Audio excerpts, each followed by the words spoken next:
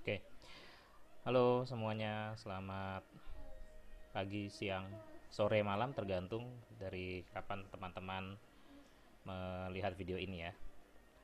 Jadi di video ini, karena sesi saya sudah berakhir dan saya belum membahas tugas takarir yang terakhir ya, penerjemahan takarir yang terakhir, sehingga di video ini saya akan sedikit membahas, mengomentari, dan juga kemarin saya sudah mengupload catatan-catatan juga atas apa yang sudah teman-teman buat, hasil terjemahan teman-teman. Nah, di video ini saya akan mengomentari lebih lanjut seperti itu kurang lebih. Oke. Ya, kita share screen saja ya. Saya akan mulai dengan sedikit mengulas lagi. Ini yang kemarin sudah kita bahas pekan lalu mengenai perbedaan gaya bahasa antara berita, tayangan dokumenter, dan tayangan public speaking. Nah, kemarin kita fokus pada yang terakhir ya, public speaking. Karena kita sudah pernah bahas yang berita juga, dokumenter ya kita bahas sekilas saja. Untuk public speaking terutama, aduh ini maaf ya ada typo, harusnya persuasif. Public speaking itu tujuannya utamanya itu persuasif, menginspirasi, menggerakkan. Bahasa yang disampaikan bahasa yang komunikatif. Di sini sifatnya sudah saya jelaskan juga ya. Berbeda dengan berita yang umumnya singkat, padat, sederhana, lancar, lugas. Nah, untuk penerjemahan takarir, kalau berita itu umumnya menggunakan metode penyederhanaan, condensation, atau kita sebut juga sebagai reduced translation. Ini dilakukan untuk menjaga pesannya sampai dan mudah dicerna oleh pembaca atau pemirsa, kurang lebih seperti itu. Sementara kalau public speaking, gaya penerjemahan untuk takarirnya diupayakan mempertahankan prosodi. Prosodi itu dari intonasi terutama ya. Dari intonasi, pesan-pesan itu kenapa harus mempertahankan prosodi atau aspek-aspek metalinguistik? Karena sifatnya emotif, gaya bahasanya bervariasi. Emotif di sini dalam arti begini. Ketika seorang pembicara publik ingin menginspirasi, dia pasti akan gunakan bahasa-bahasa figuratif yang akan menggugah pendengarnya, menggugah pemirsanya, sehingga mereka tergerak ketika mendengar apa yang disampaikan oleh si pembicara tersebut atau orator tersebut. Nah, karenanya ada banyak nuansa-nuansa yang juga harus ikut kita terjemahkan. Kita tidak bisa sekedar menampilkan pesan utamanya apa, tidak seperti menerjemahkan berita. Selain pesan utamanya ini, kita juga harus bisa menyampaikan emosinya. Sehingga meskipun misalnya saya tidak bisa bahasa Inggris, dengan menonton dan melihat takarirnya, saya bisa ikut tergugah emosinya, tidak menjadi datar. Nah, itu yang harus kita pertahankan ya. Ini saya ulas sedikit. Oke. Nah, ada banyak teknik yang bisa kita gunakan untuk menerjemahkan takarir, terutama untuk takarir public speaking ya. Ada expansion ini ketika nuansa budayanya tidak selaras dengan bahasa sasaran, sehingga perlu kita tambahkan. Misalnya di sini sebenarnya orangnya nggak ada dijelaskan kan, 10 of millions died. Ya kalau cuma 10 juta tewas, kurang tepat dengan nuansa budaya bahasa sasaran yaitu bahasa Indonesia, sehingga kita perlu tambahkan 10 juta orang tewas. Kita parafrase, ini termasuk yang paling banyak ya digunakan. Lalu ada transfer. Nah, transfer ini diterjemahkan secara literal ya, hanya ditransfer saja secara setia. Nah, transfer ini bisa digunakan jika bahasanya bukan bahasa figuratif. Itu yang harus kita ingat. Karena kalau kita menerjemahkan bahasa figuratif secara literal, akan banyak pengguna bahasa sasaran yang tidak paham dengan terjemahannya nanti. Misalnya, yang saya pernah sampaikan, misalnya dalam film atau dalam sebuah public speaking, dia bilang, I could eat a horse that time. Terus kita terjemahkan, saya bisa makan kuda saat itu. Nah, itu kan tidak dapat pesannya, padahal pesannya menyampaikan dia sangat kelaparan saat itu. Itu yang bisa kita contoh ya. Ada juga imitation. Imitation itu menjaga bentuk terjemahan apa adanya, artinya tidak diterjemahkan, kita imitasi saja. Contohnya untuk nomina-nomina yang berbentuk nama, tempat, dan sejenisnya ya, atau dalam bahasa Inggris kita sebut proper noun. Sebenarnya di situ contoh dragon rules, dragonnya tidak diterjemahkan, hanya diimitasi. Nah, transcription atau transkripsi itu ya hanya kata-katanya yang ditranskripsi saja. Misalnya kalau ada kata-kata yang tidak ada dalam bahasa sasaran dan juga dalam bahasa sumber, sebenarnya itu bahasa asing atau bahasa yang tidak masuk akal ya, gibberish doang gitu. Misalnya apa, bla bla bla, ya bla bla bla ya tetap aja ditranskripsikan saja bla bla bla. Lalu ada dislocation. Dislocation ini ya mempertahankan efek khususnya, itu dislocation. Misalnya lagunya tersebut, makna lagunya sebenarnya tidak penting, tapi misalnya lagunya konyol karena apa ya, bukan dari kata-katanya, misalnya dari rimanya kah atau apa, sehingga itu mungkin bisa kita pertahankan efeknya, tidak menggunakan terjemahan yang harfiah. Ada condensation, menyederhanakan terjemahan tanpa mengubah pesan. Ini yang biasanya digunakan dalam penerjemahan berita. Tapi penerjemahan-penerjemahan lain juga banyak melakukan condensation ketika misalnya sebenarnya pesannya sederhana, tetapi si pembicara ini, si orang ini berbicaranya sangat panjang, sehingga harus disederhanakan supaya pemirsanya melihat takarirnya tidak lelah karena terlalu cepat. Begitu banyak karakter membaca jumlah karakter per detiknya itu tidak terlalu cepat.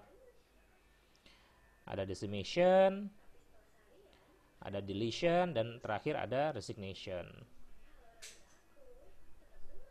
Oke, sekarang kita bahas ya. Oke, satu persatu nih, ada 5 takarir di sini yang saya terima. Ya, oke, sedikit refresh ya. Nah, ini kemarin kita menggunakan video juara 1 International Speech Contest tingkat dunia dari Toastmasters International pada tahun 2016 ya. 2018, Ramona J. Smith ini.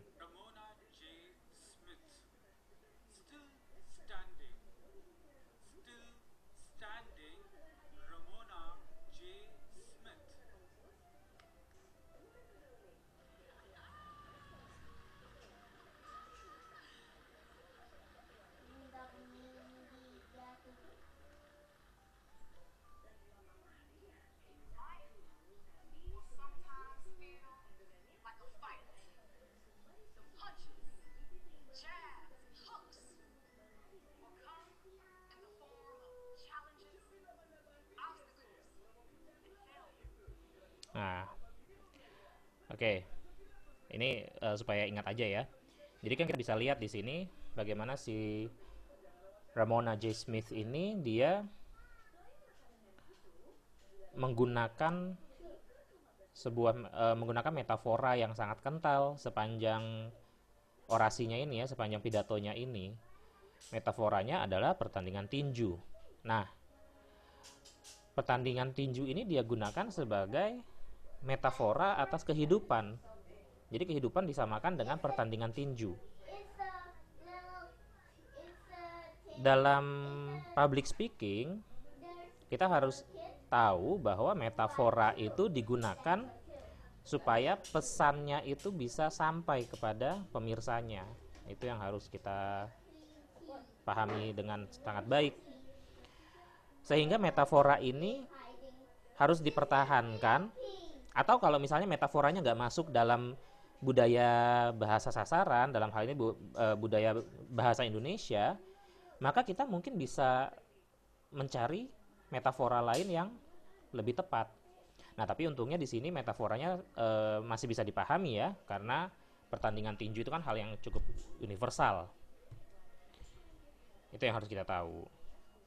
Nah, kemudian kalau kita lihat di sini dari judulnya Still Standing. Still Standing ini nanti akan memiliki dua makna sebenarnya. Makna ketika dia di dalam ring, still standing, dengan makna ketika dalam kehidupan bahwa dia bisa bertahan dalam kehidupannya. Nah, kita usahakan sebisa mungkin kalau menerjemahkan still standing ini menggunakan kata-kata yang bisa digunakan dalam dua konteks tersebut. Baik dalam konteks tinju maupun dalam konteks kehidupan. Seperti itu ya. Oke. Sekarang kita lihat ya. Baik, di sini. Nah, di sini digunakan tetap bertahan. Ya, masih bisa ya kita tetap bertahan. Nah, kadang hidup itu seperti pertarungan. Ini itunya nggak penting sebenarnya, tidak penting di sini, sehingga ini bisa dihapus. Makanya saya sampaikan itu bisa dihapus agar lebih efektif. Karena dengan mengucapkan kadang hidup seperti pertarungan, itu sudah cukup jelas. Tinjuan, pukulan cepat, dan hook. Nah, ingat, ketika kita menerjemahkan, kita juga harus memperkaya pengetahuan atas konsep-konsep yang digunakan di dalam teks sumbernya. Dalam hal ini, teks sumbernya atau bahasa sumbernya membahas tentang tinju. Nah, kita harus cari tahu tentang tinju. Oke. Jab dan hook itu bagaimana dalam bahasa Indonesia? Kita bisa cek dulu. Pertama, cek dulu ke KBBI Daring. Sudah ada belum ya kira-kira padanannya? Nah, di sini. Oke. Ternyata jenis pukulan dalam tinju lurus pendek, ternyata jab sudah ada dalam tinju. Hook. Oke. Hook juga sebenarnya ada di sini. Ungkapan Inggris. Nah, karena ungkapan Inggris jadi harus dalam miring. Kalau digunakan harus cetak miring. Pukulan pendek dalam olahraga tinju. Baik. Nah, karena ini sebuah ungkapan dalam bahasa Inggris yang ternyata cukup dianggap cukup awam atau cukup umum digunakan dalam bahasa Indonesia sehingga dimasukkan ke dalam KBBI. Artinya istilah hook ini masih bisa kita gunakan. Ya, jadi kita bisa saja gunakan jab dan gunakan hook. Tapi hooknya kalau bisa kita cetak miring karena sebagai ungkapan bahasa Inggris.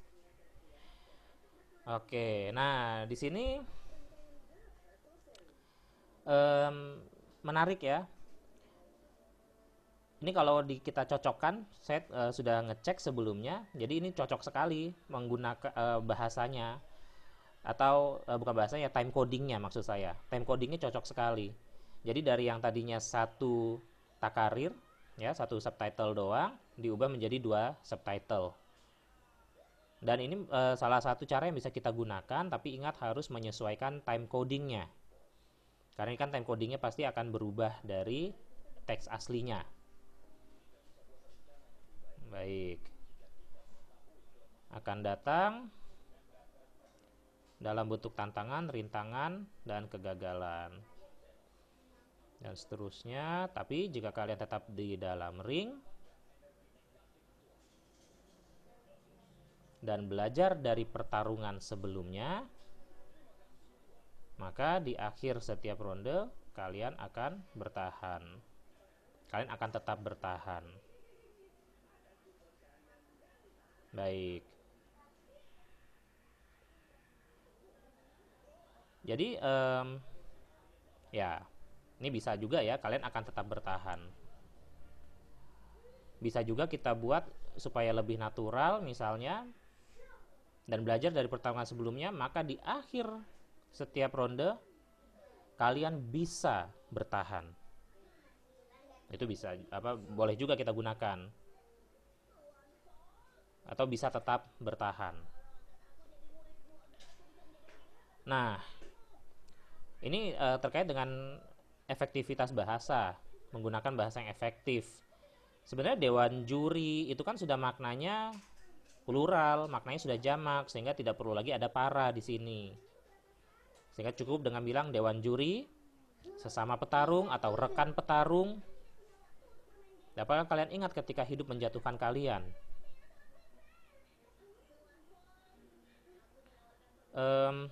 Ini bukanlah istilah yang lumrah sebenarnya dalam bahasa Indonesia, tapi masih bisa dipahami.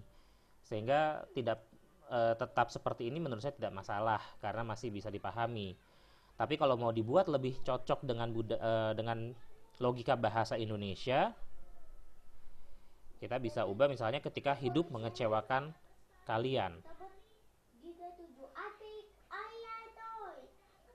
Atau misalnya ketika kalian kalah, mengalami kekalahan di dalam hidup. Nah, itu bisa lebih alami juga.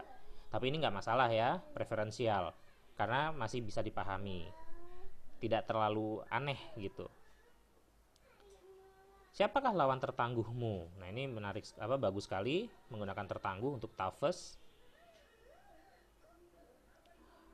Seringkali itu selalu dipisah ya, jangan digabung dalam bahasa Indonesia. Jadi sebaiknya dipisah. Seringkali lawan yang paling menantang adalah diri kita sendiri. Oke, baik. Ya, lawan yang paling menantang, the most challenging opponent. Ini cukup literal sih. Kalau mau lebih baik lagi, lawan yang paling sulit. Itu istilahnya lebih Indonesia daripada lawan yang paling menantang. Lebih awam kita dengar ya. Lawan yang paling sulit adalah diri kita sendiri. Ronde 1 kuliah, ya seterusnya. Nah, ini saya sangat suka dibuat seperti ini. Kenapa? Karena ini kalau kita dengarkan,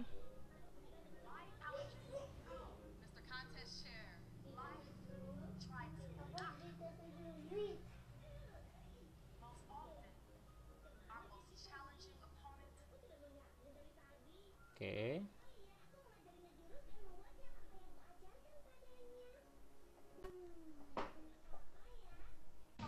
Is ourselves.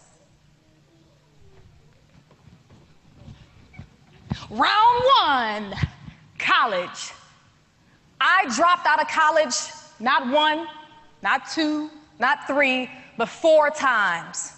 Baik. Nah, I told myself, bagaimana si Ramona ini dia membangun emosinya perlahan-perlahan. Tidak sekali, tidak 2 kali, tidak 3 kali, tetapi 4 kali.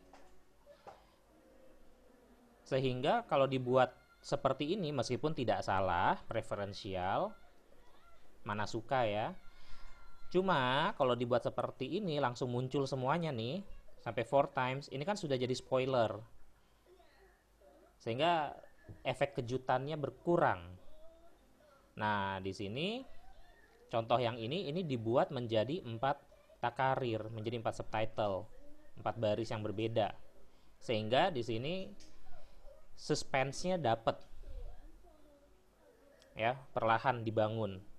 Sekali, 2 kali, bukan 3, melainkan 4 kali. Oke. Nah di sini ketika kita menerjemahkan apapun sebenarnya ya, tidak hanya takarir ya, usahakan ketika menggunakan pronomina kita gunakan secara konsisten.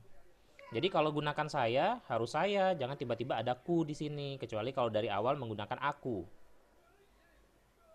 Aneh karena kalau kita bilang kan saya menikahi belahan jiwaku. Itu bisa kita ganti. Saya sarankan saya menikahi sang belahan jiwa supaya ada rimanya, kita bermain dengan rima ya, dengan keindahan bahasa sehingga lebih ngena ya ke emosi pemirsanya. Saya gunakan sang semua, sang kekasih hati, sang sahabat. He was fine too, dia juga baik. Nah ini saran saya lebih natural menggunakan dia lelaki yang baik, atau ya dia cukup tampan. Fine kan bisa juga tampan. Ya kalau kita mau pakai baik, ya dia cukup baik. Karena kalau kita pakai juga dalam konteks bahasa Indonesia to-nya ini nggak dapet. Karena kalau dia juga baik, tidak menambahkan apa-apa di sini. Jadi agak aneh kedengarannya. Tiba-tiba dia juga baik. Jadi bisa kita buat saja menjadi dia lelaki yang baik. Baik. Nah lalu ini, oke kita dengarkan lagi nih. Ini menarik sekali. I told myself, round 2, marriage.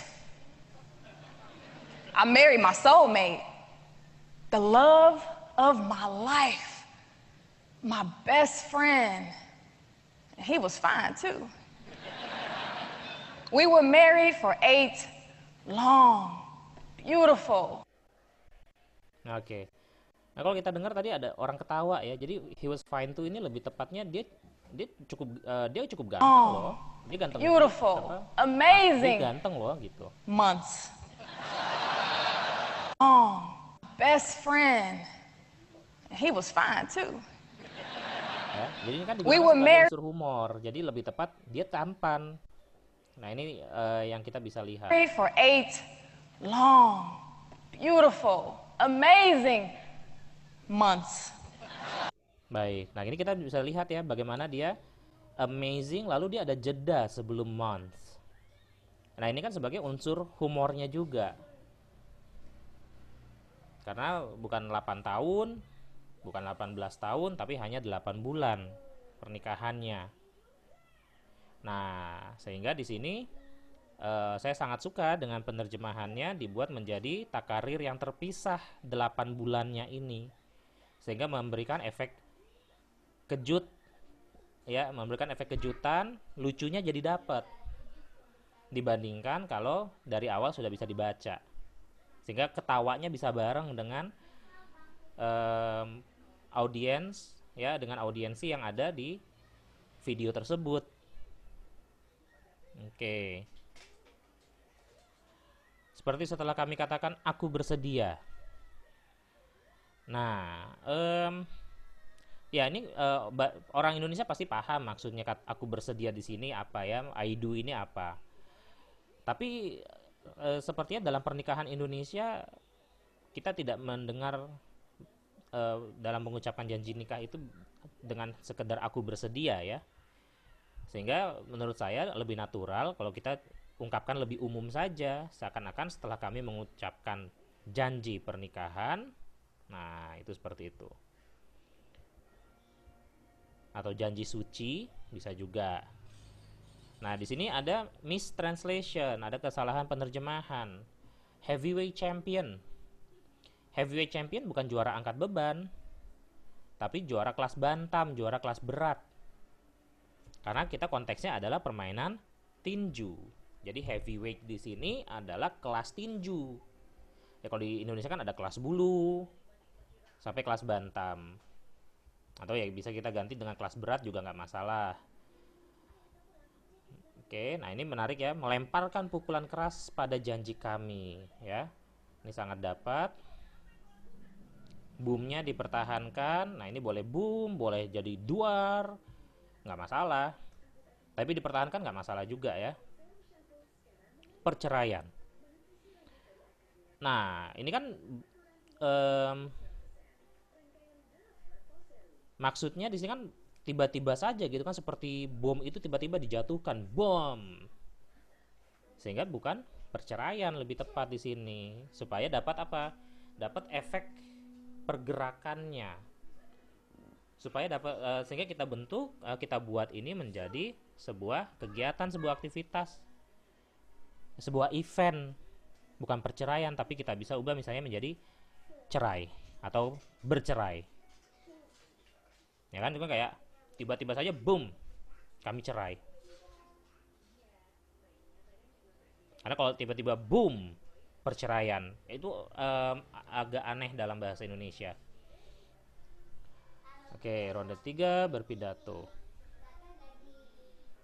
Nah, saya memenangkan tingkat klub, memenangkan apa? Nah, di sini perlu ditambahkan kontes supaya lebih mengalir maknanya. I was on the road. Nah, ini dapat ya. I was on the road menjadi saya sangat bersemangat, melaju. Tidak ada yang bisa menghentikan saya. Nah, ini diparafrase dengan sangat baik. Ini bisa kita gunakan. Saya sangat suka nih terjemahannya. Oke. Mana tadi? Saya kalah, saya sudah dikalahkan. Nah, ini I lost, I was crushed. I was crushed-nya saya sudah dikalahkan, kan sudah sama saja dengan saya kalah. Kalau menurut saya akan lebih dramatis jika diubah menjadi saya hancur.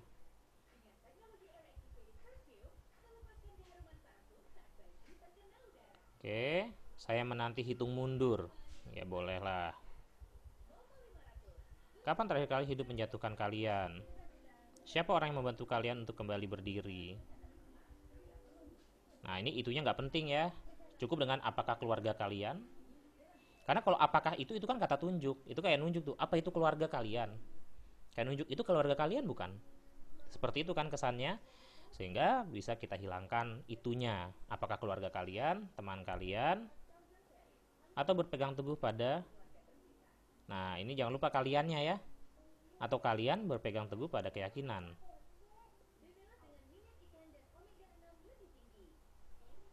Nah, oke. Ini sebenarnya bukan pertanyaan ya. Tapi di sini dibuat menjadi pertanyaan. Salah tidak? Tidak salah di sini. Kenapa tidak salah? Karena pesannya dapat. Ya, lebih natural jadinya. Intinya kan sama.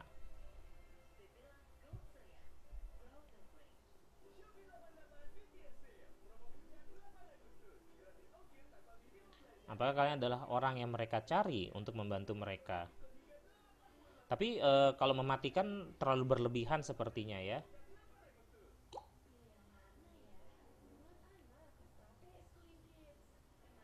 Oke, bangun berdiri. Baik, ini boleh. Nah, saya melihatnya sebagai pintu dari kemungkinan. Ini kurang tepat kalau pintu dari kemungkinan, karena kita bisa bilang saja pintu kesempatan atau pintu menuju kemungkinan-kemungkinan. Pintu menuju kesempatan. Itu lebih saya suka sih pakai pintu, meskipun awalnya kan window. Window of possibilities. Dan ini menarik ya, diubah ya dari alih-alih menatap cermin kekalahan. Meskipun dipertahankan cermin kekalahannya, tapi maknanya jadi dapat. Alih-alih saya menatap cermin kekalahan, saya melihatnya sebagai pintu menuju kemungkinan. Jadi cermin itu adalah sebagai pintu malah. Saya kembali ke atas ring, bukan di atas ring. Kalau kembali ke, nanti kan ada pergerakannya. Nah, ini konsisten, jangan pakai aku, kan di atas pakainya saya. Jadi jangan tiba-tiba aku kembali berkuliah, aku mendapatkan gelar, nah, harusnya pakai saya saja. Magna cum laude itu kan bukan nilai, tapi predikat, status. gelar. Baik, mana tadi ya? Oke. Ya, selebihnya ini sudah cukup baik ya. Nah, ini jangan lupa tambahkan koma. Kenapa? Ingat, koma itu kan menandakan jeda dalam berbicara. Jadi kalau jadi Toastmaster lajang, orang kan nanti baca kan seperti itu, aneh dong. Tapi kalau jadi Toastmaster lajang, itu boleh. Saya seperti itu.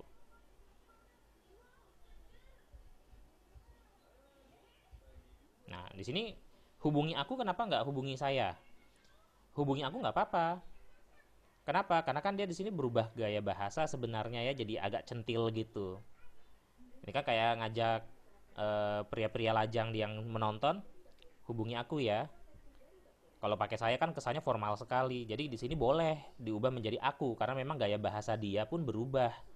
Yang tadinya agak formal, pidato di sini berubah menjadi centil. Ya. Nih kalau kita lihat videonya,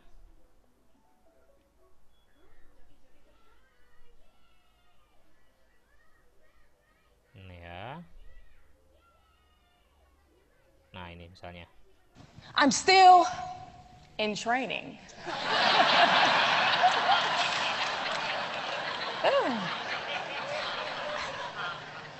I have not yet found Mr. Right, but this is an international convention.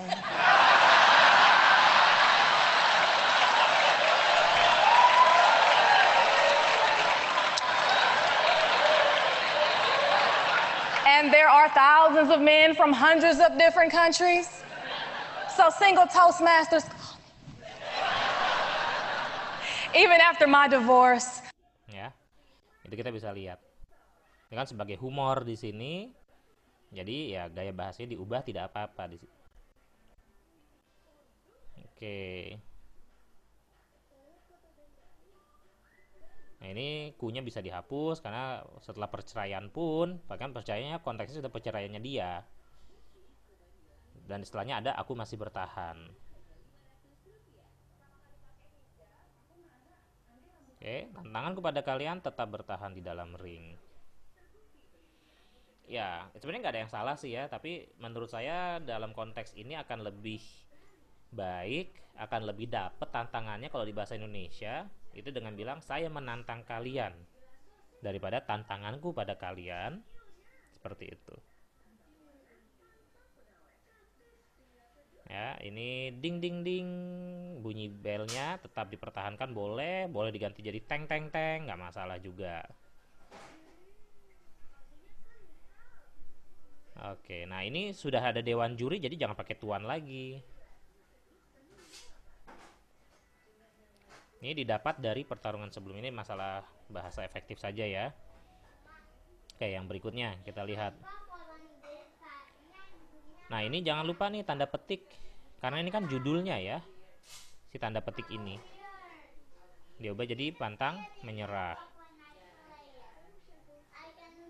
Nah, ini saya sarankan pakai jab dan hook saja karena lebih sederhana dan orang juga paham dibandingkan ya istilah seperti ini. Meskipun tepat istilahnya nggak salah sih ya, pukulan lurus, pukulan menyamping, tapi kan jadinya panjang. Itu menambah panjangnya takarirnya juga.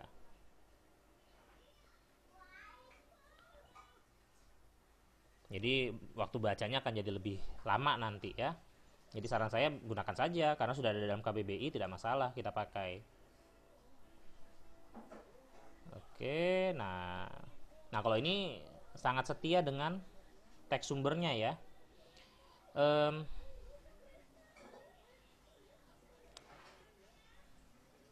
Nah, ini tanda pisah jangan disamakan dengan tanda hubung. Tanda pisah itu kita pakai tanda hubung 2 kali.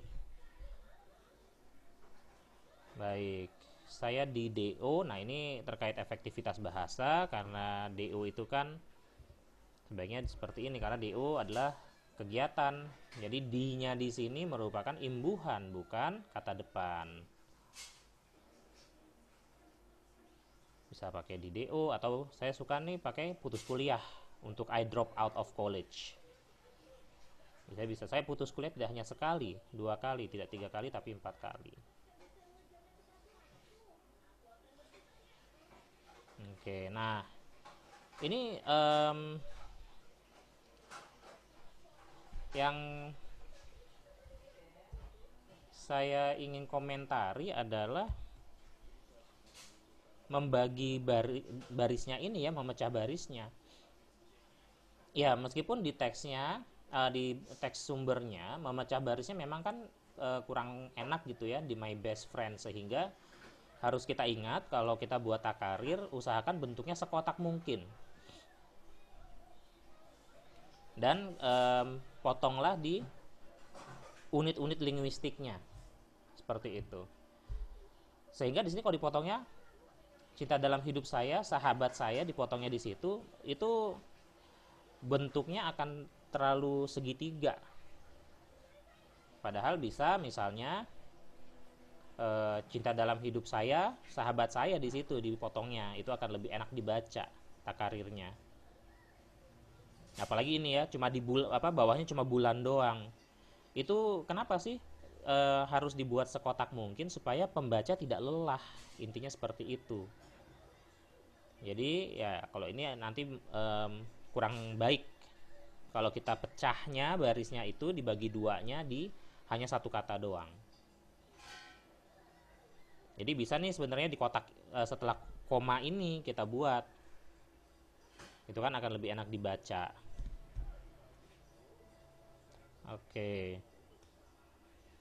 Nah, ini saya komentari terlalu literal dan kurang masuk ke konteks budaya Indonesia. It was like immediately after we said I do, the heavyweight champion came in and delivered. Ya, ini saya sarankan seakan-akan segera setelah kami mengucapkan janji pernikahan, ya, dan seterusnya. Ini juga ya, tinju yang mengejutkan, menjatuhkan atas sumpah kita, ini juga terlalu literal. Menjatuhkan atas sumpah kita, itu kan orang akan bingung ini maksudnya apa ya, menjatuhkan atas sumpah kita. Dan jangan lupa kita dan kami berbeda, karena kalau kita ya berarti pemirsanya ikutan nikah dong, ikutan mengucap janji, kan enggak. Ini kan hanya si pengantin, berarti pakainya kami. Nah ini boleh seperti ini ya, pakai duar bercerai. Ini sangat bagus di konteksnya dimasukkan ke dalam bahasa Indonesia. Nah ini I was on the road nih bahasa figuratif, jadi jangan secara literal diterjemahkan. Saat itu saya sedang di perjalanan, artinya jadi berbeda. Ini kan sama dengan I was on fire, maksudnya apa?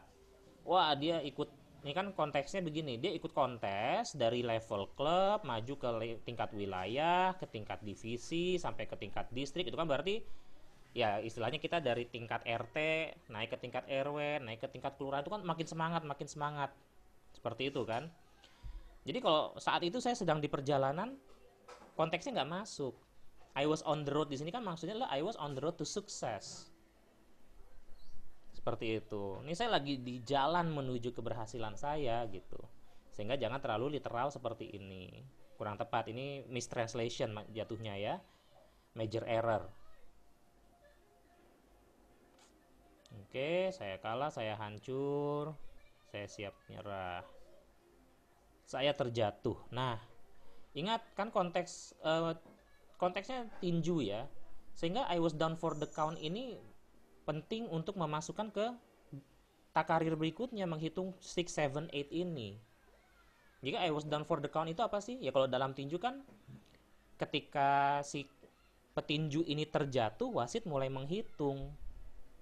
Sehingga kalau hanya saya terjatuh terus tiba-tiba menghitung 6, 7, 8, orang mungkin jadi nggak dapat maknanya. Ini maksudnya apa? Sehingga sini saya sarankan saya terjatuh dan wasit mulai menghitung. Atau dan hitungan dimulai, bisa juga. Nah ini karena yang lainnya sudah pakai Anda, jangan tiba-tiba pakai kamu di sini. Harus konsisten, tetap pakai Anda juga. Oke, nah Anda itu A-nya harus besar ya. Jadi jangan pakai A kecil. Itu sudah aturan dalam bahasa Indonesia. Kalau kita Anda, A-nya A besar. Jadi jangan pakai A kecil seperti ini. Sebenarnya pukulan telak sudah cukup ya, tidak perlu tambahkan menghancurkan lagi. Ini sudah cukup, jadi nggak perlu dijelaskan lagi dengan penjelasan tambahan. Karena kalau pukulan telak kan itu sudah pasti ya sangat sakit gitu ya, menghancurkan.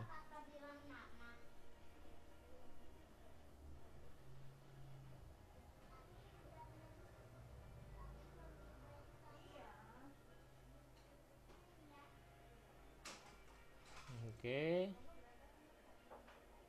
Nah, di sini S-nya tidak diterjemahkan, sebaiknya diterjemahkan supaya masuk ke konteks yang berikutnya. Karena ini kan menggambarkan ya, ketika saya sedang mengumpulkan kekuatan untuk bangkit dan berdiri, nah saya tidak berpikir tentang kalah. Jadi kekalahan itu dia ubah menjadi kemungkinan-kemungkinan, kan seperti itu. Sehingga S-nya di sini perlu diterjemahkan menjadi ketika atau menjadi saat.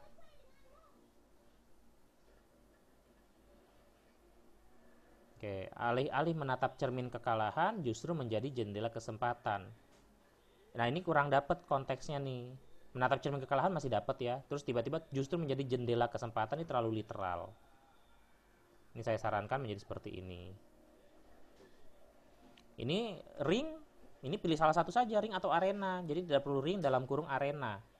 Karena ketika kita bicara ring, ya saya rasa ini cukup umum, pasti orang paham yang dimaksud dengan ring karena lagi berbicara tentang tinju. Jadi nggak perlu penjelasan tambahan di sini ya. Nah, di sini tambahkan dengan predikat. Jadi bukan saya menggelari gelar sarjana dan lulus dengan magna cum laude. Dengan predikat magna cum laude. Supaya lebih efektif. Nah, ini. Begitu banyak pria dari ratusan ragam negara. Ini maknanya jadi aneh ya kalau ratusan ragam negara. Kalau ratusan negara kan berarti ya negara yang banyak. Tapi kalau ragam negara berarti kita kayak mengelompokkan negara-negara. Nih ada yang ragamnya A, ragamnya B, dan seterusnya. Jadi ragamnya ini harusnya dihapus. Paranya juga sudah sebaiknya dihapus ya, karena si Toastmaster lajang ini pasti maksudnya yang pemirsa di sana dan sudah pasti jamak. Sehingga tidak perlu ada para lagi di sini. Nah, di sini even after my divorce, ini kan penekanan even di sini. Jadi sebaiknya diterjemahkan karena memberikan penekanan. Ya, ini kan ya dia sudah berhasil akhirnya. Perceraian ini kan hal yang besar. Jadi dikasih penekanan sama dia dengan kata even di sini. Ya sebaiknya diterjemahkan juga. Jadi bahkan sesudah saya bercerai, saya pantang menyerah. Itu kan jadi lebih dapat. Oke. Apakah Anda seorang petarung, pelatih? Ini kan pertanyaan jatuhnya. Ya, ini pembicaranya pemirsanya bisa bingung ini. Apalagi ini kan digabung saja, koma jika. Kecuali kalau mau dibuat jadi pertanyaan, saya seperti ini masih lebih masuk. Ya. Apakah Anda seorang petarung atau pelatih? Jika Anda di sisi ring melatih, ini struktur bahasanya aneh ya. Tidak natural. Ini terlalu bahasa Inggris struktur bahasanya. Ini harus diparafrase. Nah, ini saya contohkan seperti ini. Tidak peduli Anda seorang petarung atau pelatih. Jika Anda menjadi pelatih di sisi ring, atau jika Anda di dalam ring melancarkan pukulan lurus dan menyamping, ya. Ini kalau lurus menyamping kan aneh. Lurus menyamping seperti apa? Ini kan dua pukulan yang berbeda, pukulan lurus dan pukulan menyamping atau jab hook. Itu bisa kita gunakan karena sudah ada dalam KBBI. Ding-dingnya jadi ting-ting, boleh, tidak masalah. Dikontekskan dalam bahasa Indonesia. Nah ini dia terjemahkan jadi pantang menyerah boleh, nya jadi ya nggak masalah. Konteks Indonesia dapat. Ya, cukup baik. Berikutnya, nah seperti ini ya. Ini juga sudah cukup baik ya, juara bertahan. Ya. Nah ini jangan jabs, jangan hooks, tapi gunakan saya jab hook. Karena sudah ada di KBBI juga. Ini masalahnya lebih banyak ke bahasa efektifnya ya. Ini nggak apa-apa nih pakai saya ngomong, nggak apa-apa karena memang gaya bahasa yang yang digunakan dalam public speaking ini adalah gaya bahasa yang semi formal. Jadi tidak benar-benar formal. Jadi mau bilang saya ngomong pada diri saya sendiri masih boleh dalam hal ini. Mau pakai saya bicara juga boleh. Tapi ya biar lebih efektif kita bisa bilang saya ngomong ke diri sendiri.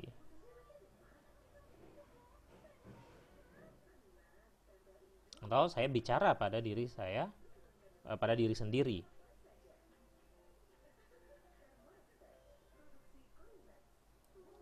Oke, nah ini terlalu banyak titiknya. Aturannya kita pakai elipsis. Elipsis itu titik 3 kali saja, cukup. Ya, ini malah kurang cuma 2. Jadi selalu pakai elipsis sebagai penanda ini lanjutannya gitu ya, atau karena ada jeda kan di sini. Bulan, bukan tahun. Ya kalau pakai elipsis ya boleh. Atau kalau kita mengikuti aturan bakunya, elipsis sebenarnya hanya digunakan untuk takarir yang berlanjut kalimatnya. Jadi dalam satu takarir kalimatnya belum selesai. Nah ini kita bisa gunakan yang lain. Gunakan apa? Kita bisa gunakan koma, kita bisa gunakan tanda pisah untuk menandakan jeda tersebut. Ya, koma boleh. Anda tidak salah dengar. Ini tanda pisah misalnya. Bulan bukan tahun. Ya, itu bisa kita gunakan. Ini hanya 2, bukan jangan 3. Tanda pisah hanya 2 ya. Nah, ini sangat baik nih ya. Saya di puncak semangat dan tak dapat dihentikan, ini sangat sesuai sekali ya. Tapi jangan lupa tanda hubungnya sebelumnya jangan ada spasi, sesuai aturan bahasa, sesuai dengan kaidah bahasa Indonesia. Ya. Nah, seterusnya lah ini bisa diperbaiki nanti. Nah, ini nggak perlu pakai itu. Ini bisa diganti dengan tapi karena namun terlalu pertama, namun itu untuk kalimat baru dalam bahasa Indonesia. Ya, dan kedua kurang natural kalau dalam kalimat ini pakai namun. Jadi formal sekali.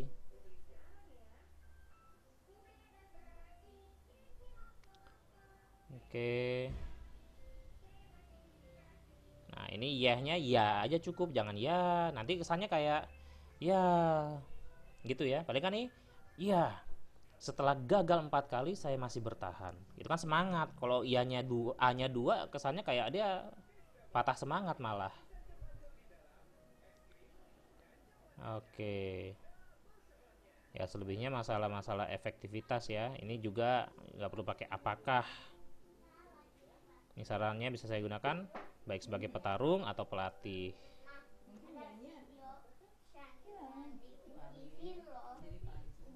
Di videonya.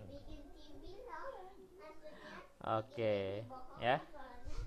Ya, kurang lebih begitu ya. Ini sudah 3 aja ya yang saya komentari supaya tidak terlalu panjang. Ini juga sudah cukup panjang. Komentar saya secara umum ya sudah baik. Penerjemahan sudah baik. Masih ada yang perlu diperbaiki tentunya. Ya, tapi tidak usah teman-teman, saya juga masih begitu ya, masih ada yang perlu diperbaiki, dan itulah perannya reviewer atau editor dalam dunia penerjemahan. Penting sekali dalam tim penerjemah itu harus ada Pereview harus ada penyuntingnya, karena si preview ini dia akan baca dalam perspektif pembaca dan dia akan lihat anehnya di mana. Beda kalau si penerjemah sendiri yang baca, itu perspektifnya dia bukan perspektif pembaca tapi perspektif penulis. Artinya apa? Skematanya dia atau background knowledge-nya dia, pengetahuan latarnya dia itu membuat apa yang dia tulis menjadi masuk akal. Karena kepala dia sudah ada konsep, sudah ada konteks. Sementara kalau per-review, dia akan baca dalam posisi pembaca murni. Sehingga akan menangkap keanehan-keanehan dalam terjemahan tersebut gitu. Oke, sekian dari saya ya. Terima kasih kepada teman-teman semua yang sudah mengikuti kursus singkat ini. Semoga semakin sukses, semakin berhasil. Salam dari saya. Selamat malam.